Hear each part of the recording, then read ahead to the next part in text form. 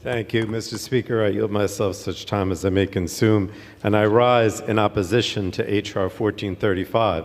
Tens of millions of Americans battled extreme heat, flooding, and storms this summer, threatening both their health, homes, and livelihoods. Last month's Hurricane Idalia became our nation's 23rd billion-dollar weather disaster this year, and that's a record, and it's only September. The damage caused by climate change and dangerous pollution cannot be ignored, yet that is exactly what House Republicans are doing with this bill. They are once again doing the bidding of their corporate polluter friends at the expense of Americans' health and security and our nation's economy.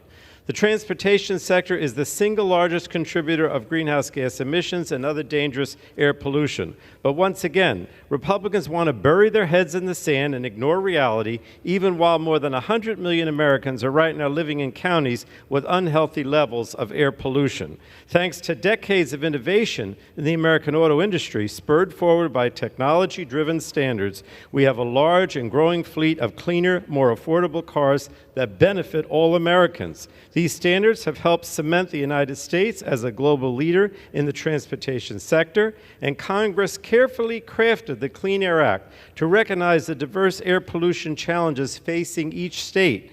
Due to a history of severe air quality problems, the EPA can grant California waivers to set vehicle emission standards that are more protective than those at the federal level. And other states can voluntarily adopt California's standards if they choose to do so. EPA has granted dozens of these waivers, and 17 states and the District of Columbia have followed California's lead, including my home state of New Jersey. Now, the law ensures that any state has the freedom to choose to adopt these stronger vehicle emission standards if it works for them. H.R. 1435 would gut that freedom of choice. The bill directs the EPA to revoke all existing waivers and future waivers under the Clean Air Act for any California vehicle emission standards related to internal combustion engines. This bill would turn back the clock for over 50 years of both Congress and the EPA, recognizing California's statutory authority to set more protective vehicle emission standards. It infringes on the rights of states like my home state of New Jersey to voluntarily adopt those standards to protect people from dangerous air pollution. This bill would also cause chaos and uncertainty for the American automotive industry by forcing the EPA to revoke waivers going all the way back to 2013. Now, Republicans' portrayal of this bill as protecting consumer choice is completely detached from reality.